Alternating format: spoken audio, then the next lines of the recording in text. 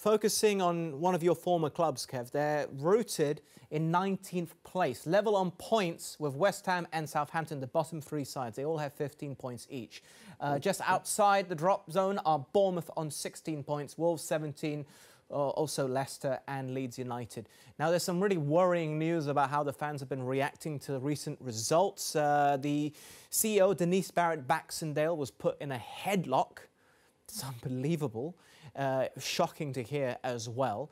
Yerry Mina, Anthony Gordon were hounded by the fans as well out in the public area when, for example, Gordon was trying to drive out to the streets. How much trouble are they in, do you feel, Kev? It's that the clubs, just with what you say, the clubs split. I don't agree with any of the physical threats, the actual putting the CEO in a headlock and stuff. I mean, come on, this isn't football. There's no place for it in society, let alone football, Adam. So let me just say that right now. I don't condone any of that. That's wrong. Fans saying their piece and being unhappy, I get that.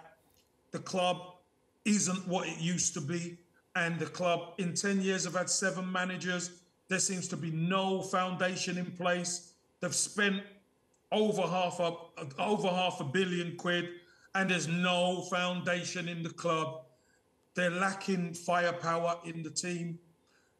Frank Lampard, I like Frank Lampard. I think he steps up there and he answers the tough questions, etc. But even he's struggling right now.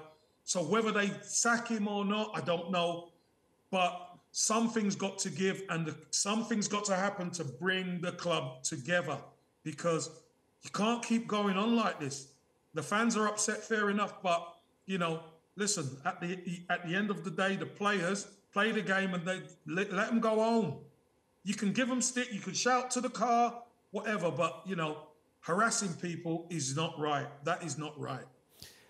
Dawes, I don't want to bring up bad memories for you, but you know what it's like to be in a relegation battle. Now, Everton, the team they lost against yesterday, and they were winning, and they were at home as well. Let's not forget, they're the team, they were in the relegation battle with them. Southampton getting the victory has pulled them level on points. If you want to stay up, these are the games you simply have to win.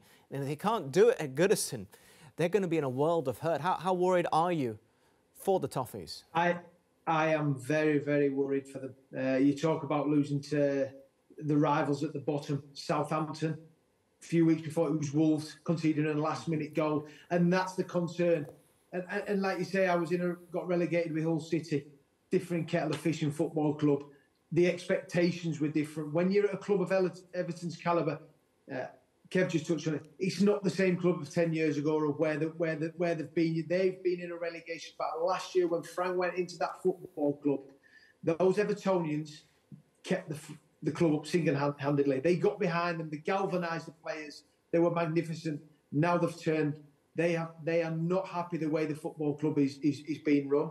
Shearer spent millions and millions. Recruitment hasn't been good enough, and they are in an absolute dogfight. Losing to Southampton and Wolves, it worries me. I think there's good. I thought Southampton were going to be one of the teams that went down along with Bournemouth, and one of the big teams. Everton, I fear for. I think Frank, since he's gone in there, has had a hard time. He kept them up last year. And now they're going to stick with him. That's the question now. OK, there's a lot of question marks concerning that football club, whilst they're building a new stadium in the process as well. It's a real head-scratcher. Do you think they're going to stay up, though, Kev? I think they will. I really do. And it may be, you know, it might be my heart speaking more than my head sometimes. When it comes to Everton, obviously, very, very good, deep place in my heart. But I think they will make some signing. I think the real problem with Everton is firepower.